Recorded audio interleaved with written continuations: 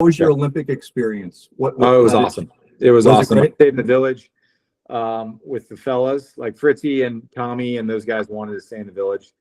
And we called it the Grinders. And then the Silver Spooners were at this 5-star resort. The older players like Rajiv and Collins and those guys, wanted the room service and the soft beds. But the village was fun, but it was definitely a grind. Cardboard beds, no AC. How did you convince Fritz to do that? How'd you convince Fritz to do that? Man, he just really wanted to hang out with Tommy and just be a part of it. But he got thrown in with like a water polo player, and he went downstairs to the lobby and he fought his butt off to get switched because he didn't want to be in there with like a stranger. So he moved in with Tommy, and Tommy was cool with it. And then even when everyone lost and the whole place cleared out, he still wanted to stay in Tommy's room. So that's very funny. They very bumped funny. Up. Yeah. Good. All right, Diane and Jason, I don't want to waste our superstars, Rebecca and Bob's time, so I'll let you guys do your thing. Well, thank you for Paul for organizing this. This one actually I had absolutely zero responsibility over, so that could be a good thing or it could be a bad thing. I don't know. If it goes belly up, then I'm blaming you. Blame me. But if it goes well, I'll probably just take the credit anyways. There you go. But anyways, I just wanted to welcome everybody back. I know we took a little sabbatical over the summer. You guys were battling. You guys were all over the country, winning lots of matches, winning lots of tournaments, and so we gave you some freedom away from our calls here. But welcome back to the fall. Hope you guys are getting ready for this weekend's camp, and as well as for double sectionals that's coming up at the end of the month. We thought about who is the best person to have for a talk about doubles, and it really came down to two people. It really came down to two people, and and Mike Bob was nice enough to say yes. And so for you guys, if you don't know Bob and Mike Bryan, they are by far the greatest doubles team of all time. I mean, the most doubles career titles, the most year-end #1 titles, the most Grand Slam doubles championships at 16, the most weeks at #1, the most time fans voted their favorite team, the favorite doubles team. I mean, every record that could be made, Bob and Mike did it. So we're really blessed to be able to have an asset like this in Southern California and be able to lean on and pick his brain and get some insight on not just doubles, but just tennis in general. He was an amazing singles player as well. Obviously, the doubles takes the limelight, but incredible singles player at Stanford, singles, dubs, team championship. I mean, you name it. I mean, he would have been top 10 in the world in singles if it wasn't for his doubles. So getting in the way. So anyways, super stoked to have him here. And then also a great physical therapist, Rebecca Araki. This is actually the first time I'm getting to hear you speak, and so I just want to be done with the intro and just get to you guys. But anyways, you come highly recommended through Paul, but also with your work with Marcus Giron and Claire Lou, and traveling the country at various events, working with tennis players and non-tennis players. So her specialty is getting people up and going once they're injured. But I really want to hear what she has to say about not getting injured to begin with, because that's probably the best route for injury prevention is just not having it. So anyways, with that, I'll let Paul, obviously our esteemed host from Tennis Channel, from Taylor Fritz, from Roger Federer to Pete Sampras, to everybody who knows tennis knows Paul. So anyways, I'm going to stop talking because I don't really have anything good to say, and these people do. So thanks again. Well, first of all, Jason, you deserve an unbelievable amount of credit. There's zero chance I thought you could get through the introduction with these two with their resumes in 4 minutes. So that's first kudos to you for doing that. But the thing is, if we went through everything Bob has accomplished and all the places and all the people and all the things that Rebecca has done to help, that would take up the whole hour. So you did a great job, Jason. Congratulations. Well done. And welcome, everybody. This is going to be a lot of fun. It really is a special night. Jason did do a great intro. These are two of the most highly touted people in the tennis world in Southern California. They reside and they give us their time graciously tonight. So thank you, Rebecca and Bob. And Bob, I mean, I don't even know where to start. I guess I want to start really simply. You know, we have to remember that most of the folks on this call are kids. They all have dreams and aspirations that you and I had when we were kids. And they're trying to figure out the best pathways for that. Let me just ask you first, do you have any vivid memories of stuff that was really successful as a junior in terms of ingraining good habits and giving you a good foundation? And also conversely, stuff that looking back now said, maybe I should have shied away from that philosophy. Well, hey, thanks for the introductions, guys. Jason, we go way back to the Southern Cal days. At 10 and unders, we played against each other. We played against Jason in college. And our Stanford team, Paul, I don't know if you remember, but our team was rough. We only lost you guys were brutal. Individual points the whole year. And Jason was one of those. Congratulations, Jason. Well done. Took down one of our Stanford guys, Alex Kim, at UCLA, which was cool. But yeah, I mean, look, love playing the juniors in SoCal. I mean, it started off locally, just like with most kids in Ventura County, just playing for trophies. I mean, that's what Mike and I wanted. We just wanted to collect as many trophies as possible.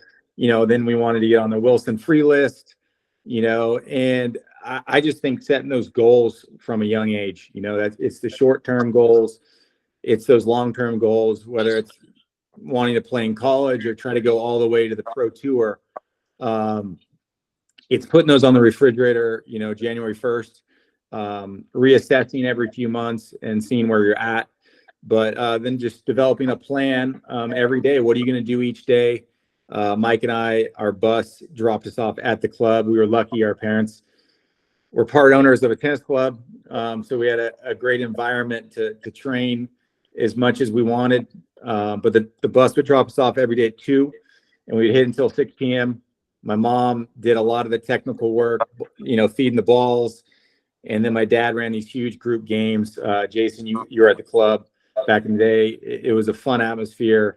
100 kids, we were playing games, and then we'd finish, you know, with around the world or whatever for a free cookie at the snack bar, whoever won. But it was just, you know, the daily routine, you know, managing the time. Our parents were really against TV, video games. We'd have to run around the neighborhood to try to find a Nintendo because it wasn't happening at our house. You know, they wanted us to, you know, play the tennis, but then come home, hit the schoolwork. You know, they didn't want to see a B, you know, so they wanted us to kind of hold the standard very high in the classroom, just like we were doing on the tennis court. And, you know, we'd do the homework, and then we were so tired, we'd fall asleep and just rinse and repeat. We played a tournament every weekend. Back then there was doubles every weekend. So we got to play singles and doubles. SoCal was so great. You know, you play Fullerton, you play Whittier, you play South Bay. There was always the doubles component.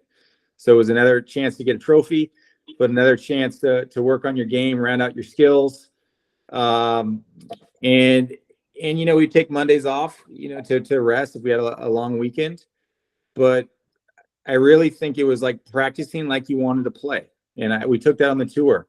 It was, you know, have accountability and for every shot you hit. And if you can miss it in practice, you can miss it in the match. If you're going to play a practice set, play to win. You know, don't let these sets go. I mean, you can ask all these Davis Cup practice partners, you know, about their time with us during these ties. And every time we stepped out there on the practice court, we were bloodthirsty. We were going to win, and we didn't hold back. And, you know, we weren't taking long water breaks. You know, if you ask some of the guys, you know, our workouts were very physical, but we always had a plan when we went out there to practice. And I think, you know, our parents, they really structured the practice well. When we got on the tour, Macker always had something written down that he wanted to work on, whether it was a weakness from the week before. We were going out there with a plan, so we weren't treading water when we're out there practicing. We're always, just moving the chains forward, trying to improve.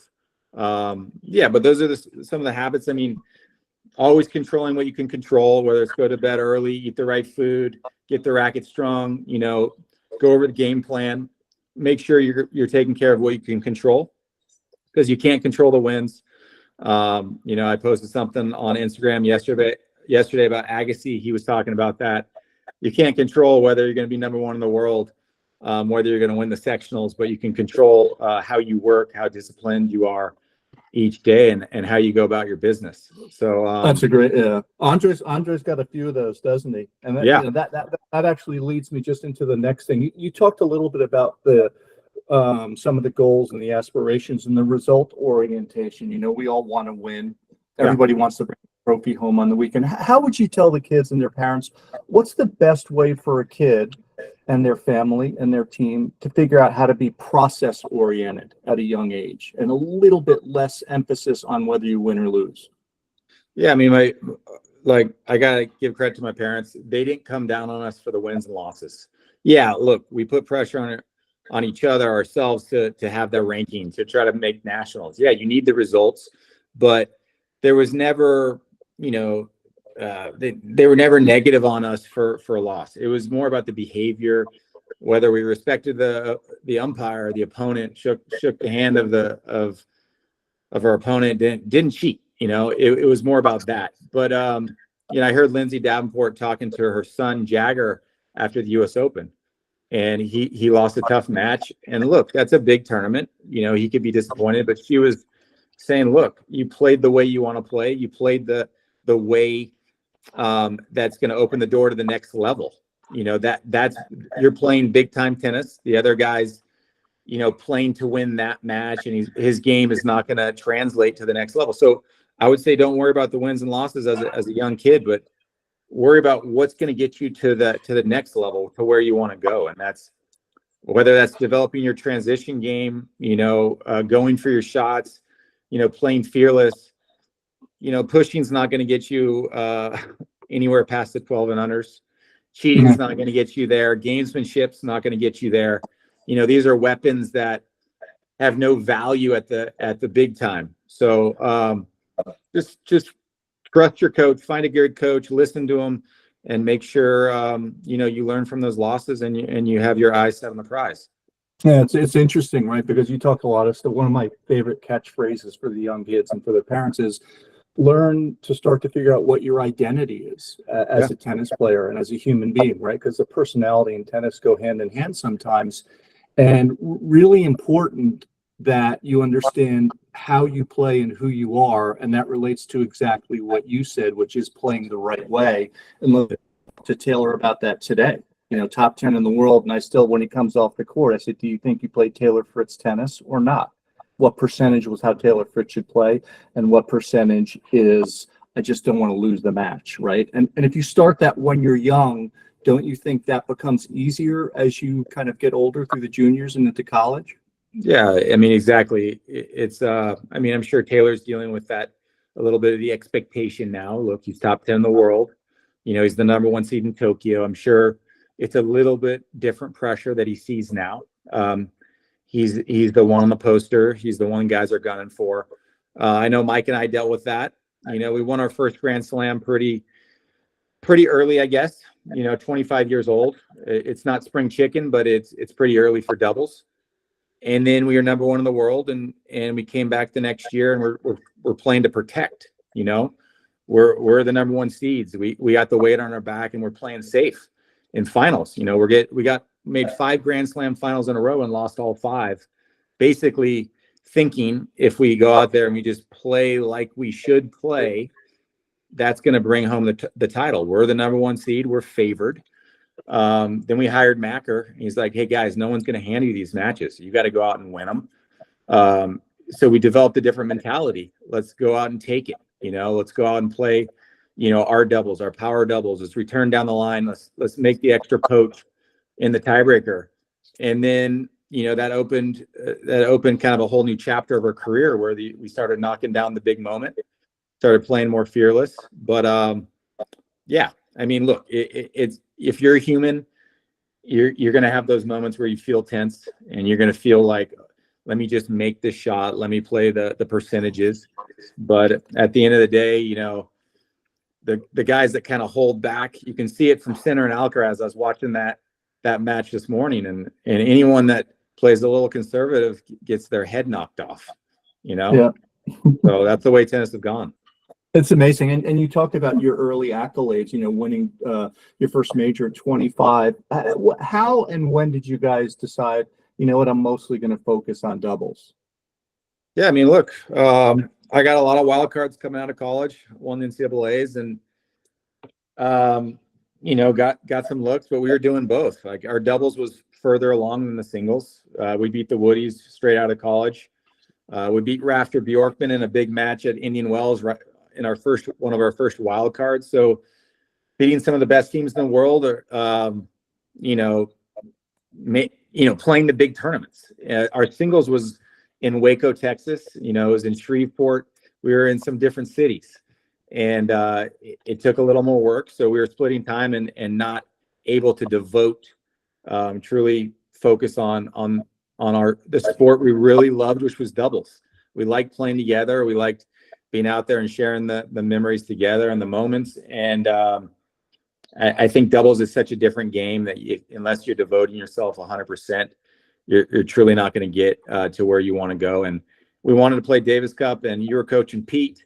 There was Andre.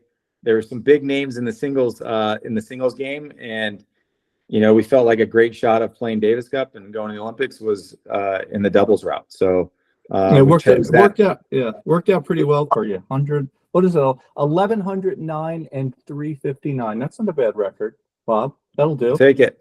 You get those stats from my dad. Yeah. Let me ask you about college, because look, every player, in my opinion, it's been a big thing with me, because I think it's an aberration when a player doesn't go to college. You know, I think it's a big risk, and might be fortunate, it might be unfortunate. Let me ask you about your college. I mean, your team, didn't you win twice in a row, and then you won all three one year, didn't you? In singles, doubles, and the team the same year? Yeah, I mean, look, anyone that's played college tennis will tell you that's the most fun you can have in our sport. Just living with guys, waking up every day, going through that journey, having the same goals, and shooting to, you know, whether to win that dual match or the conference or the NCAAs. It's just a fun experience, and supporting everyone. Learned a lot from Gould, but yeah, it's a different level. It's a jump up from the juniors for sure, and that's why I recommend every junior, unless you're tearing it up like, you know, Fonseca or Alcaraz or one of these special, you know, once in a generation characters. You go to college, you see where you stand. You know, it's so dominated by the international countries, and it's a really high level. And if you can do well there, I mean, you see Nishesh, he's out there now making semifinals of challengers, and he was a great college player. I don't think he was the most dominant college player. So, you know, now with the accelerator program, you know, you have a great college ranking, you're going to get challenger wild cards. It's a great pathway to the pros. I learned a lot of lessons at Stanford from Dick Gould. They're great facilities. You have great trainers. You have access to everything you need. You can get a good education if your tennis is not going well. Get a degree, you know, have something to fall back on. But, you know, Gould taught us never to be satisfied, you know, and Mike and I kind of took that to heart. Whether you win a tournament, wake up the next day, just go back to work. Never underestimate opponents. You know, we were a great team, but he made sure, even if we're playing the Oregon Ducks, you know, we took everyone seriously down the lineup, and we brought our best stuff.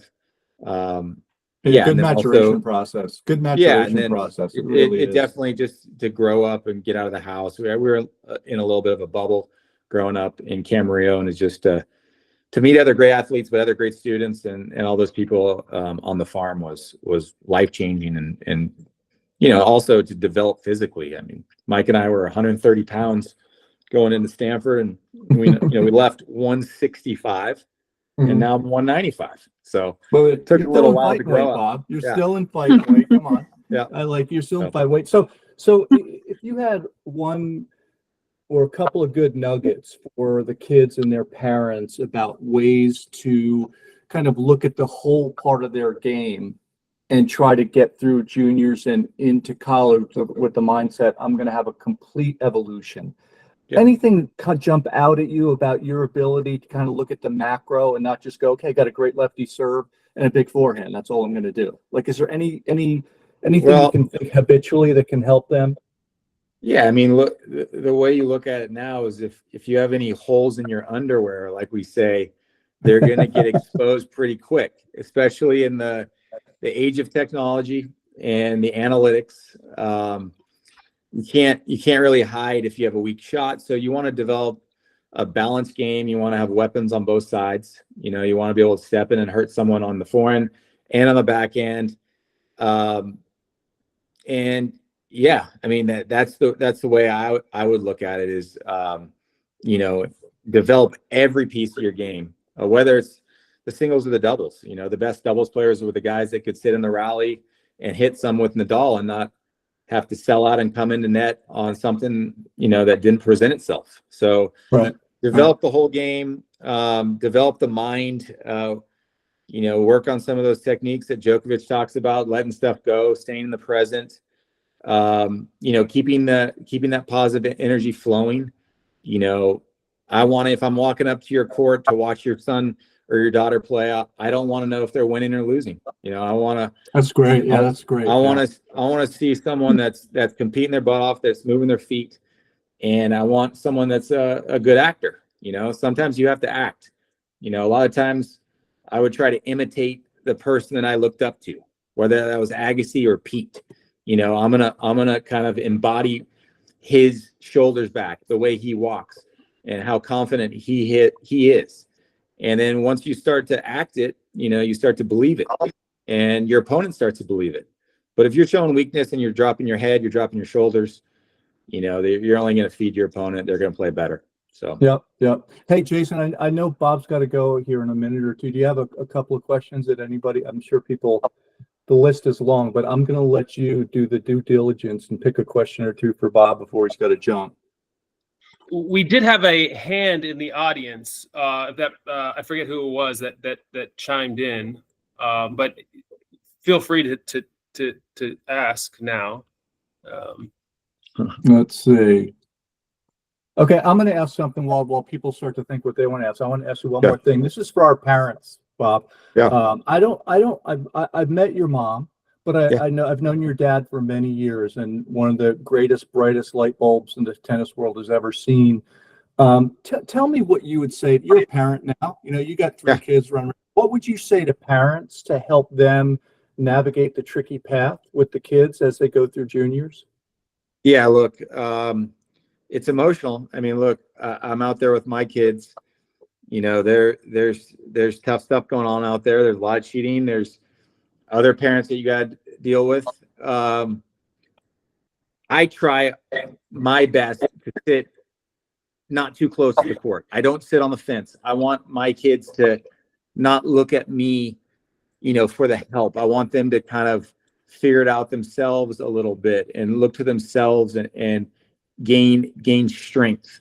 Obviously my kids lose a lot, and I just try not to come down on them. You know, I don't want to bring up the match right away. There's obviously a lot of things I see with my eyes that I could just unload on them in the car. But I know my dad talks about this a lot. It's like, hey, you know, there's a few questions. Where do you want to go get ice cream? Where do you want to do this? Like, let's just change the subject. Let's calm down. And we'll readdress it, you know, maybe in the next practice. But you know, I think sometimes coaches and parents can overdo it and overcook it. And that goes for, you know, coaching on the Davis Cup team. You know, if you see when you get out of control, I'm going to send you nasty text then. Yeah, you get out of control. Paul, I've learned a lot from you. You can send me as much as you want. But yeah, you know, give them the nugget. But you know, like obviously you want to show the kid that you love them, and that's the most important. Giving them the support, and that will give them freedom to take risk, but you don't want kids playing in fear. So, Bob, can't thank you enough, my friend. I know you got a lot on your plate. Good luck in the finals of Davis Cup. Congrats on everything that you've done for the team, for your family, for everything. It's been a treat tonight, and please take care of yourself. And fingers crossed in November, we'll all be cheering for you. Get the Davis Cup and bring it on. I'll be calling you for notes. Jason, good to see you. Good to see you, buddy. Bob, good to see you. Thanks for coming soon, on. Bob. Thanks, Rebecca. Take it away. Take care. Good luck. Thanks, Take Bob. care. See you guys. Bye-bye. Bye. Bye. Okay, well, we could probably talk to Bob for 6 hours. You'll see we could talk to Rebecca for 6 hours too. But I want to answer a couple of things here, Jason, really quick. Someone was asking about what I mean by finding a player's identity. Can I provide more context? And what's Taylor's identity? A player's identity is a little bit of a combination of who they are as a person, their personality traits, and how that transforms onto a tennis court. And the other part of it is, what is their game? What is their style? So for instance, Taylor Fritz is a pretty emotional kid. He's a perfectionist. He's had to learn to reel in some of his emotions to play his best tennis. The most composed I've ever seen him was during the US Open this year when he got to the finals. So that's the emotional part of Taylor Fritz. The identity part's very simple. He's got a huge serve and he has power ground strokes, one of the best two-handers out there, and he can crush his forehand. So my question to him is always, how simply can you set up the patterns to finish the points with your strengths? So that's what the question you asked yourself about your daughter, your son, or they should ask themselves, what are my strengths and how quickly and how often can I set up these patterns to win or lose the point? And all the stuff Bob was saying isn't about winning or losing the point. It's about playing the right way. And I'm a big believer in if you lose the point playing the right way, that's actually a good thing, because that's how you're going to get close to your potential, whatever your potential is. So talk to your coaches, talk to your team, make sure you know what kind of a player you are, make sure you learn, because we all change, what kind of person you are, and you grow and you evolve, and then you just kind of mix and match. So that's that. Now let me welcome Rebecca Araki. Welcome, Rebecca. Thank you so much Paul. for taking the time. Guys, Thanks for having me. yeah, Rebecca is one of the best in the business, folks. She I've seen her many a time out at Carson with so many of the players out there, Marcus, Claire Liu, Taylor, you name it. She's been helping them out there with the USTA. She has more credentials than letters in the alphabet. So if we went into all the credentials she had, we would go over till about 9 p.m. tonight. But the biggest thing is she's trying to figure out how to take this old decrepit body and keep it into shape. So that's something we're not sure she can do. But Paul she's me the ultimate challenge of my career. So she's working on it. But Rebecca also is certified with the S&C and also the physio stuff. So she can do so many different things, and she's just back from being over in Europe learning about taking a course in dynamic neuromuscular stabilization, which is a very interesting topic. And I promise I'm going to try to learn more about it, Rebecca.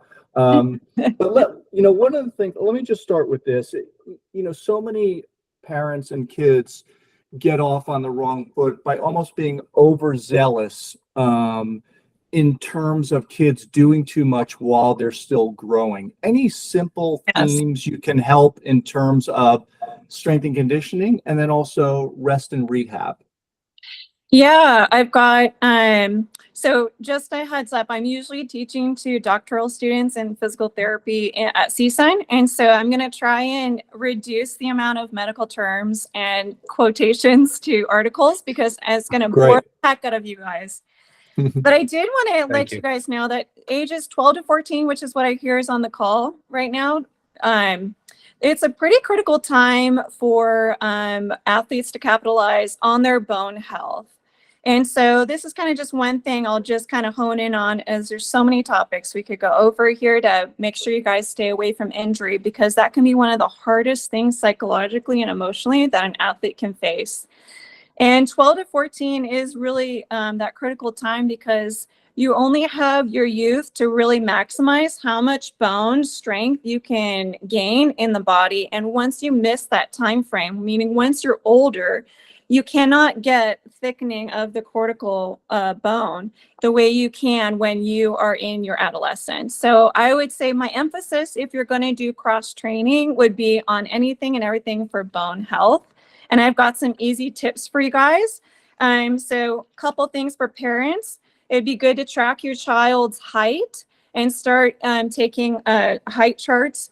And because that can be really important information for a registered sports dietitian to look at your athlete when they get into their teens, late teens, and early 20s. How often, Yeah. Rebecca, sorry for interrupting, how often should they measure them, would you say? Is it once every 6 months or more? Yeah, once 6 months to a year, I would have to refer to the registered dietitian for that specifically. But I'd say every 6 months to a year. You guys are right now in your growth spurts, most of you.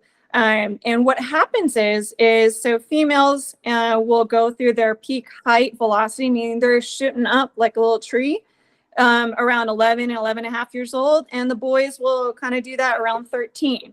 The problem is it takes about a year for the bone mass to catch up, actually. And so you have this window of time where the body is trying to catch up with how much height the child has grown. And so if you're not listening to your kids when they say my feet hurt, my shins are hurting, my back is hurting, then you might actually be putting them in a dangerous situation of causing more bending when it doesn't need to bend. So for example, I played a lot of soccer in my youth, and my tibias are now bowed out a little bit. So the tibia is your shin. And part of that was because we're talking about 6 hours a day of training, where when I went to sleep, my legs, I could not bring them together because we were always side to side cutting.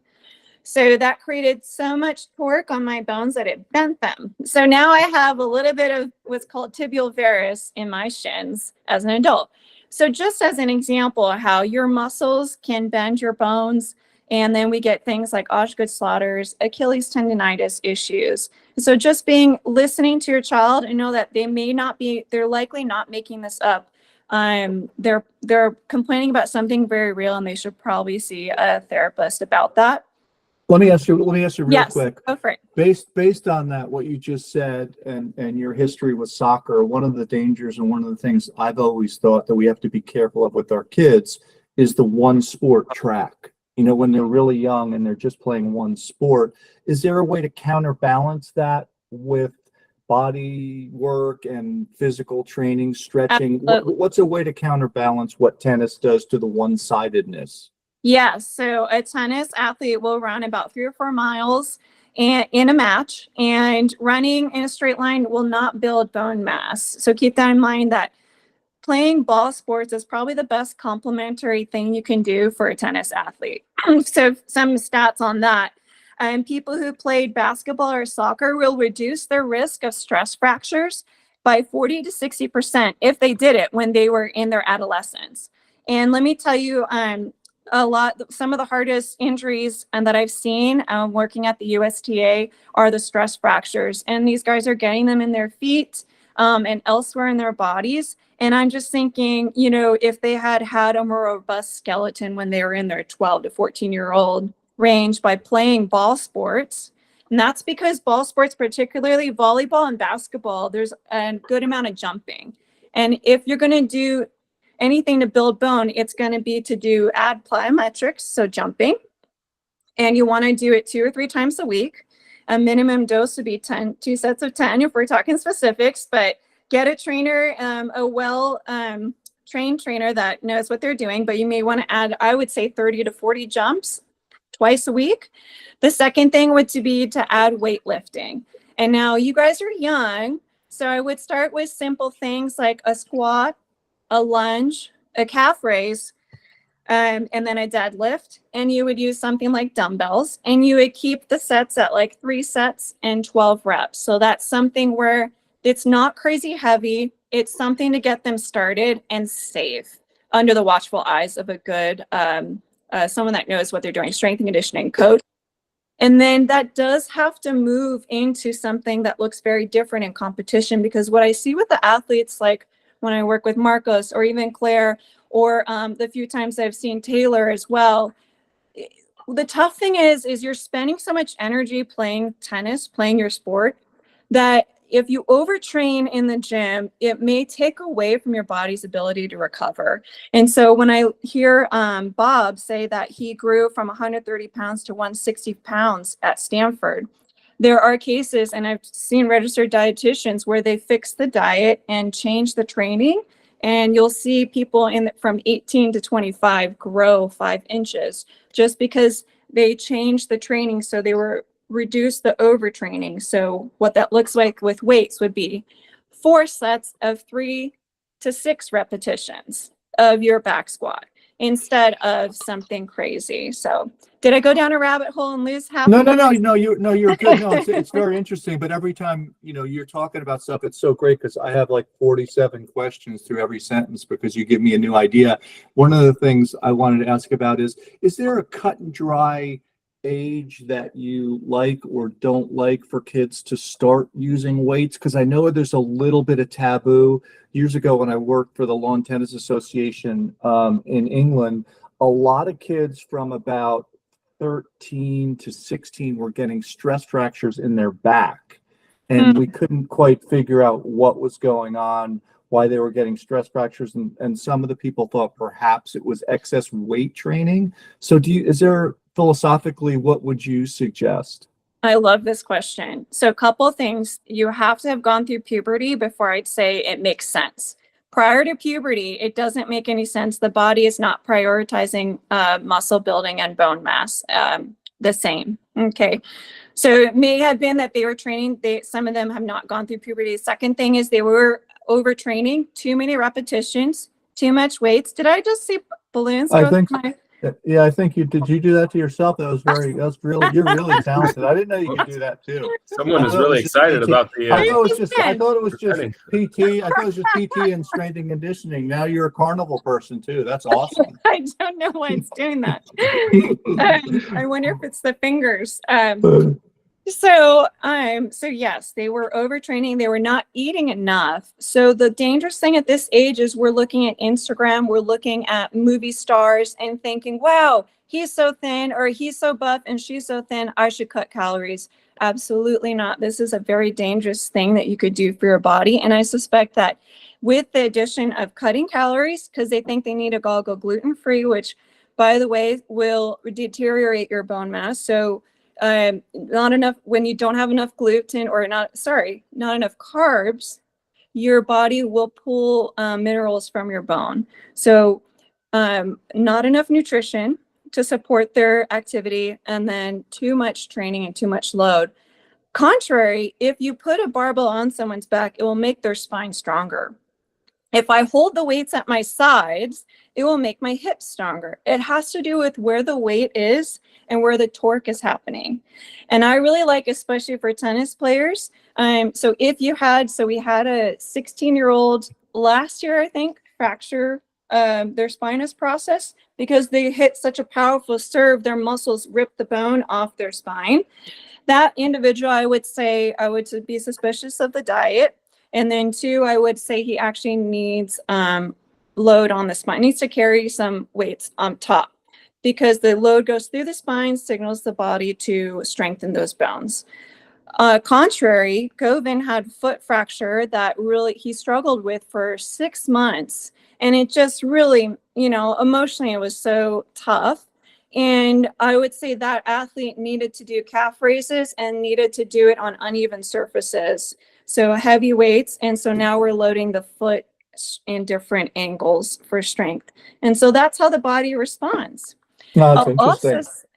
And last thing, your bones are very much like teenagers. They'll listen for 5 to 10 minutes, and then everything else goes in one ear and out the other. Oh, you know my kids so well from when they were younger. That's awesome.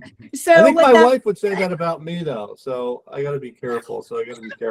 Listen, Rebecca, are there any commonalities, things you're seeing with younger tennis players and/or athletes in terms of patterns that are happening injury-wise that is making you think any differently about strength and conditioning, rest and rehab, anything that resonates with you? Yeah, I just wanted to close that comment on the listening is that it only takes a very short amount of 5 to 10 minutes to improve your skeletal strength. So any more beyond that 5 or 10 minutes, you're actually just burning more calories and it's conditioning, but it's not doing what you may think it's doing. Yeah, in terms of like what I'm seeing in like at winter training down in Carson, core is missed out a lot. So it's I feel like it's an undervalued, undertrained thing, and doing core not just with crunches, because we're not curling on the ground. That's not how we play tennis. We're often upright. And so a lot of my shoulder, wrist, elbow injuries I'm seeing are because there's a lack of connection with their core and then into the legs. Second thing is going to be the feet. So a lot of foot issues, those should not go unnoticed. Anything you can do to improve the strength of your foot, there's all kinds of little exercises. I think those are kind of like the big things. Obviously your footwork placement. And then last thing is anthropomorphics, meaning some kids have taller torsos and shorter legs. Some kids have longer legs and shorter torsos. So the longer torso really absolutely needs a good strong core because they have to whip their spine around and control this long wiggly spine.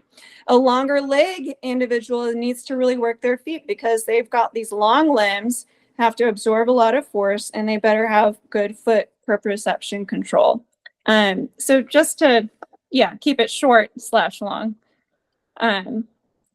I'd say that those are some of the big topics. Okay. All right. Let me ask you this one. This is always taboo, and I've seen this through junior tennis, college tennis, and the pro tour. People had a lot of philosophies and differences between the philosophy of warming up and cooling down and stretching. Can you talk about those 3 things and when they should occur?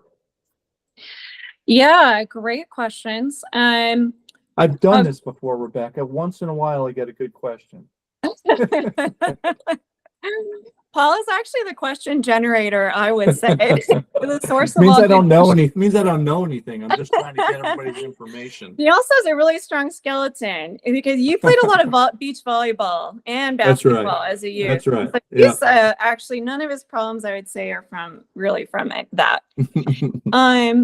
Yeah, you obviously want to have a good warm-up routine, activations. So your activations should be turning on the core, turning on your glutes before practice, doing some scapular work, because these are just telling the brain and your body, I need all of you, and it's not just about arming it, right? I would say, so for the warm-up, something dynamic, so that you get good blood flow. So static stretching typically is not recommended because that relaxes your muscles. Is static stretch afterwards? Yep. Cool down. Have a good 10-minute at minimum cool down routine so that your brain and body knows that practice is done. Because what I've seen is when athletes don't cool down, they carry tension in their muscles throughout the rest of the day because you haven't taught the body now's the time to shut off. Okay, and then that can create problems when you're in school and your muscles are still on, thinking I'm about ready to jump up and go hit a ball and hit a serve. So you need that stretching routine to tell the muscles and the nervous system that we're done, we're calming down, and we're shutting down for now. Okay. People are talking now, Rebecca. By the way, you folks that are going to be here this weekend, you're going to get a dynamic warm-up from Rebecca on Saturday. So you'll see exactly what she's talking about, and you'll be able to pick her brain for a few questions while we're out there on Saturday at the camp. So a lot of people are talking about now how much more physical in general the game of tennis is in sports. Is that the case, or is it just evolution, or what do you think, and what are you seeing in other sports as well?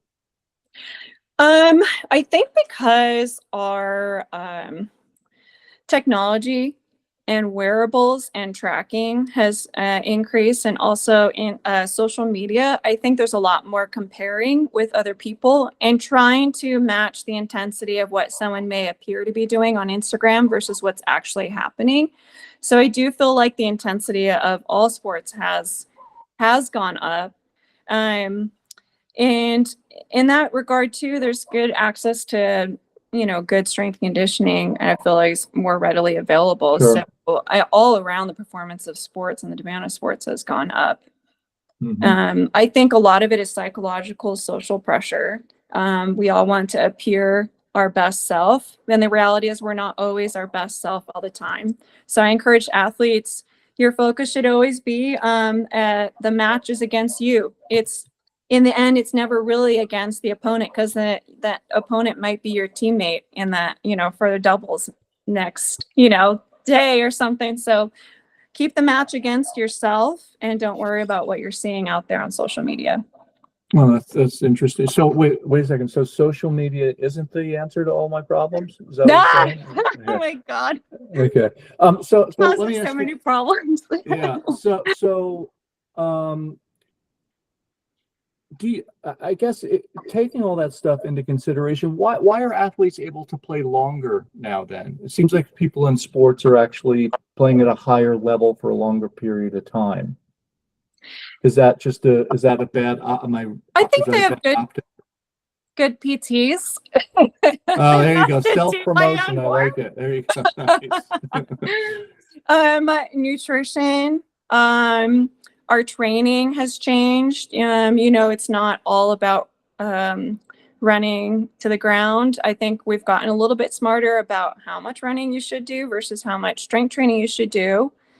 I think that I think that those are kind of like the big things I would say. Yeah. Yeah. Sports science is just getting better. So I think our longevity is just getting better in general. What would you, if you were to talking to the kids and their parents now, they're all going through different stages of aging and development. Is there any simple theme to think about in terms, a little bit just about diet, about what they should think about diet wise for kids? Yeah, definitely if you're on any kind of special diet, vegan or vegetarian or gluten-free, make sure obviously you're under a registered dietitian, not just a registered dietitian, but you need a sports dietitian, because your markers that we use for just a regular Joe or a regular person are going to be different. I had an athlete who ended up having high cholesterol markers, but it was actually a sign that his body was being underfueled and stressed. And he got the advice that he needed to cut and eat cleaner. And so this individual vastly underfueled himself, but in the name of eating cleaner, and just cut everything out and ended up with a torn Achilles, partial tear. So, you really could do some damage there. Vegan diets, there's a lot of fiber because you're eating a lot of vegetables. You got to know that your calories are not going to be absorbed as well, because the gut is, the fiber is just cleaning out all your calories. And so you're thinking you're taking in, 500, what it says on the box, but actually you're only going to absorb maybe 300 because that fiber has just shot it all out. So just getting in touch with the registered dietitian if you're on anything special.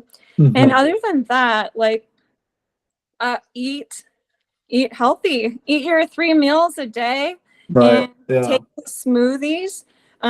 If you're needing to eat something in the car, big fan of smoothies to making sure that you're getting all your calories.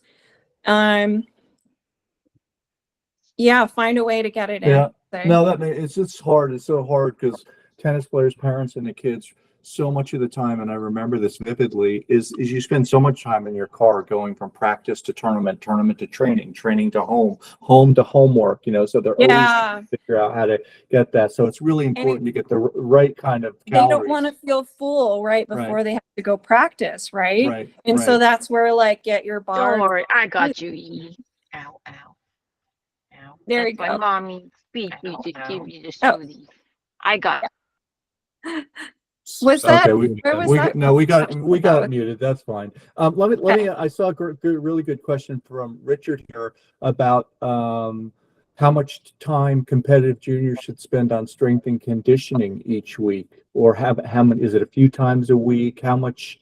What would you suggest? Let's say 12 to 15-year-old. I know it's probably different at 15 than 12. two to three, 2 to maybe 3 two. times. Like if, Mhm. especially if they're not really enjoying it, let's not make a very abrasive relationship with strength and conditioning. They should do it, and I hope you kids on the call know how important it is. You're making a, strong and very strong skeleton. That's critical, but 2 to 3, no more.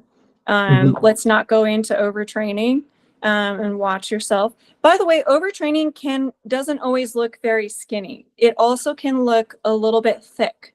And it's something for you guys to wrap your head around. Just because someone looks thicker, it's actually a hormone imbalance that makes them look that way.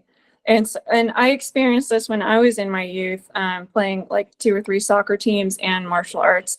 And so don't think that kid needs to cut calories just based on what they look visually. You need to actually look at how much their activity is and what they're actually taking in. Well, that makes a ton of sense. What we talked a little bit about diet. Any and I'm just thinking about for the parents and kids, any post-workout, post-match thoughts about how quickly and what kind of calories they should get back into their system? So we used to think that you have to have within an hour have some carb and protein, and it's kind of been debunked. You just need to make sure you get enough by the end of the day. It's really going to only be important if you're an Olympic weightlifter or bodybuilder, where you're trying to maximize these fine margins. Just make sure though that you're getting it in. The only problem is if you wait to the end of the day to get all that massive meal in, I'm worried that you're not going to be taking in enough because you get full. Like you can only eat so much in one sitting, you get full. Well, that might not be enough. Like Small meals, many meals. Yeah, there you go. Small meals, many meals. Like I said, I'm a big fan of the smoothies. Take that, have it in the car ready to go. And then, and then you're going to have a snack and then you have dinner. That sounds good. Jason, I know Rebecca's got, I think she's supposed to be at the gym at 7:30, but do you have any, you got any questions for her, or does anyone have any other questions? I've read a couple, but. Yeah, man. God, what great information. I've been putting it on the chat there because I'm a big visual learner myself, and it actually gets recorded with the messages as well. So when we send this out to everybody else and those that weren't able to attend, they'll be able to see exactly what we went through. But yeah, I mean, I don't really. I mean, I suffering Oscar slaughter. I grew 8 inches in 1 year. Between 16 and 17. So that was one of the most painful things. I still have gnarly bumps on my knees. But knock on wood, that was probably the biggest injury I had as growing up as a competitive tennis player. But it just seems that like the dominant. level. Do you have big quads? Let me ask my wife. No, yeah, I guess relative. They're kind of. They used to be when you were really a they're finely tuned athletic sexy. I think machine. they're still kind of sexy. But yeah, I mean, I get a lot of questions, and I think Diane does as well, on the emphasis on the off-court training, just because we see the physiques nowadays, and I don't think it's social media as it is just, boy, John McEnroe, 1984, he was #1 player in the world and he was a string bean. And now you get Carlos Alcaraz, who's got, 6 packs for days. So, so I think that does have an influence. And I just, the only thing that I can keep reiterating is that there's a time and a place, right? Mm-hmm. So not to get carried away with the idea and the infatuation or the complex that they need to get there right away. From what I see, he looks like he has a longer torso, so his abs are going to look way more defined versus like Taylor's a little bit, he's got long legs, so his abs are going to look different so you can't ever compare yourself to another athlete out there. And just like that, in longer legs, the calves are going to look long and skinny and stretched out. If you've got long tibias, if you have short tibias, like I've got little short tibias, your calves are going to pop because they're just going to look like they're going to be very big because you've got such a short bone to spread over.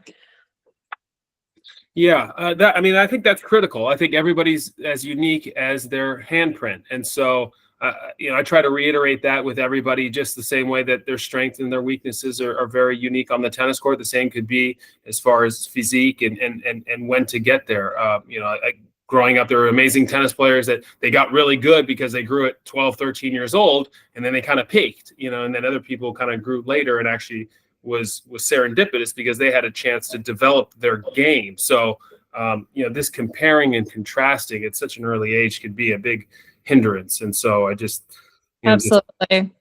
whether, you reiterated it, Bob, saying about the process. And so whether it's on the court or off the court, I think it's very individualized. Let me just tag that a little bit too, because one of the things that Bob said goes far beyond just tennis, and Rebecca can attest to this too, especially when you're a teenager and you're developing, you're developing yourself not for next week, you're developing yourself for when you're done with your growth. So you're building the foundation that can support what you need your body to do. It's not going to happen in 10 minutes. That's why all these questions and people like Rebecca who are experts in the field, whether it's strength and conditioning, diet, it's rest and recovery, it's physio, it's all that stuff. It's really important to understand you're just trying to put down the framework so that as the process moves along, you maximize each stage of your development. And that's just not how good you hit your forehand. It's how well you move, it's how well you recover, it's how well you're able to think through pressure and adversity. So just remember, there's lots of different areas that make you a whole athlete and make you a whole person. So if you take any one of them in isolation, you do it at your own peril. So be really clear about the macro picture and don't jeopardize what you're doing for 10 years from now by doing something tomorrow. Start good habits and then just try to keep living them day in and day out. And guess what? They're going to change too. They're going to change. So you parents out there with your kids, just make sure you realize stuff changes. That doesn't necessarily mean it did anything wrong. That just means stuff's changing. And so then you have to adjust and adapt. And it's really important to have people, that are experts, whether it's someone coaching or Rebecca with the S&C or PT stuff, or it's a sports psychologist or nutritionist. It is a very complex world these days. So you have to understand a lot of different boxes to tick, and none of them's perfect. And you just do the best you can, and you learn and you evolve. So, Miss Rebecca, why don't or you come on these calls. We'll let you go to hit the gym, because I'm sure that's what you're about to do. And we thank you very much for your time. Paul. And we're going to see you Saturday. So we'll see you Saturday at the camp, and we'll be sponges out there absorbing up the information. So thanks so much for taking the time. Awesome. Thanks, Paul. Thanks, Jason. Have a good night. Thank you, Rebecca. Have a good Thanks night. so much. Have a good night. All right, Jason and Diane, over to you guys. Thoughts, ideas? What do you think? Diane? I hope the players were taking a lot of notes, because I was taking. This was great. Yeah, me too. I've got a lot of stuff going on. I'm gonna have to stay up studying now tonight. Exactly. Yeah. No. I mean, so this is. I think this is a nice added benefit to the players' regiment right now. We spend so much time on court, off court. Being able to have people like Paul, being able to have people like Frank Giampaolo, being able to have these other experts in the field that come on. It's can only just make the process a little bit smoother, a little more efficient, and just make us a little more. Just a little more knowledgeable about the process, because it is so intricate, and it takes 1,000 things to go correctly in order to really create a great tennis player. And unfortunately, if one of those things are off, then it may not pan out the way. So all we can do is give ourselves the best chance of achieving success. And I congratulate you parents for coming on board. I know you guys have a million things to do between 6:30 and 7:30 on a Wednesday night. So thank you for taking the time. Yeah. I want to tag one thing that you said, Jason, because I think it's really important, being a parent, to share this. The one thing that I can tell you as a parent, as a former pro player, and as a coach is that almost every kid, every child that I competed with, all my peers, um, people that I coached with, players, all across the board, the ones that created really good habits in whatever they were doing ended up being successful in life. It's amazing how good habits, routines, and discipline kind of just transcend whatever you decide to do, whether that's become a scholar in college, whether it's become a doctor, a lawyer, a pro athlete, whatever it is. It's amazing. All the people that I've been around that have been really disciplined and very organized and very methodical, if they weren't good enough to become great tennis players, they become happy, healthy, successful people. So I think there's a rhyme and a reason for all this stuff that's bigger and bigger and more important than tennis. And I just think that we all got to remember that, especially as parents, because we want to give our kids the tools so that they can figure it out when it happens, because adversity happens to everybody. And just like in tennis, I think life is the same thing. You're only as good as you are when there's adversity. How well do you manage adversity? Because it's easy when life's great. It's easy when I'm playing great tennis. I knew when I was on tour and I was playing great tennis, this is easy. I know I'm going to win today. But the best, most successful tennis players I have ever seen in my life have been the ones that when they play average, when there's adversity, they're calm, cool, and collected, and they find ways to maximize and give themselves a pathway for success. Whether you're on the court or off the court, that resonates. That's my speech for the night, guys. Amazing parting words. You know, you always stop on a high note, whether it's a practice session or a webinar at 6:30, 7:30 Pacific time on October 2nd. So with that, out of respect for everybody's time, thank you so much for those coming this weekend. Look forward to seeing you out there. Hydrate accordingly. It's supposed to be unusually hot in the valley. So if you're coming from the west side, if you're coming from the beach area, please, the valley does get hot. So we'll take that seriously. We'll definitely have hydration stations. And for all those others, we'll see you soon on another call and look forward to seeing you at double sectionals. Diana will be out there. And thank you, Paul, for coming out. And thank you to Rebecca. Thank you to Bob Bryan. That's it. Have a great night, everybody. Thank you, guys. Awesome. Thanks so much. Have a good night, everybody. Thank you. Paul. Bye. Bye-bye.